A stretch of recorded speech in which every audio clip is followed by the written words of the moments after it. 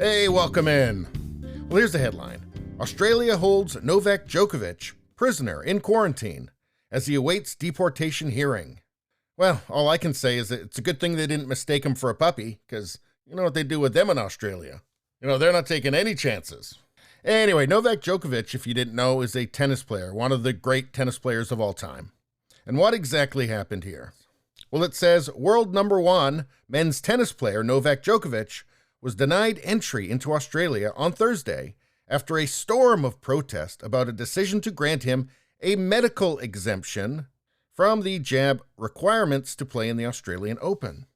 The tennis star remained in Australia after his lawyers launched an appeal seeking to overturn the federal government decision. A court agreed not to deport him before a full hearing scheduled for Monday, leaving the Serbian champion holed up in a quarantine hotel in Melbourne for at least the next 72 hours. So he was issued a medical exemption for the jab to play in the Australian Open. And then I guess Twitter decided it didn't like that, and the medical exemption was revoked. And that, my friends, is what these days we call science. That's right, Australia's sciencing hard on this one. I mean, the only consideration anywhere is science, right? Science and data, following the science. We can only assume that the exemption, the medical exemption, was based on science and data. And therefore, the revoking of the exemption must be based on science. Wait a second, though. They just did it because Twitter got mad. It's almost as if they're admitting that it's not based on science, at least not entirely based on science, that it's also politics. Kind of like when Fauci said they were going to reconsider the shortening of the isolation periods in the States because of backlash. So what is it? Is it the science? Is it the politics? Is it a mix of the two? It's almost as if they will just capriciously change their minds based on Twitter. So I don't know. I mean, hey, I don't want to be a conspiracy theorist, right? Let's see. What did the Serbian president have to say about this? Quote, "This persecution is unfair, starting with the Australian Prime Minister. They are acting as if the same set of rules apply to everyone, but they've let in others on the same grounds that Novak has applied to. It seems like what's going on is that you can follow the rules, you can apply for an exemption, say, and then receive it. And then if the Australian government wants to punish you, they will just change their minds without any apparent explanation, other than the obvious one, which is that now it's politically expedient to persecute you. So we're going to do that. And just thank God you're not a puppy."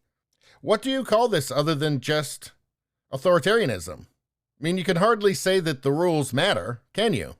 Here's the rules, and you can follow them, and it doesn't really matter, because we might just change our mind.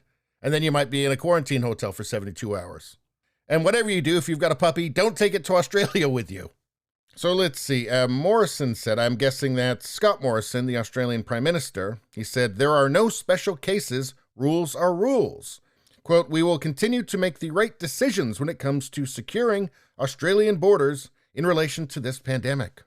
So he says there are no special cases. Rules are rules.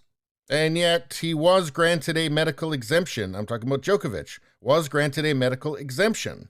So what he's really saying here, as far as I can tell, is that there are no rules. I just make them up as I go, depending on political expediency.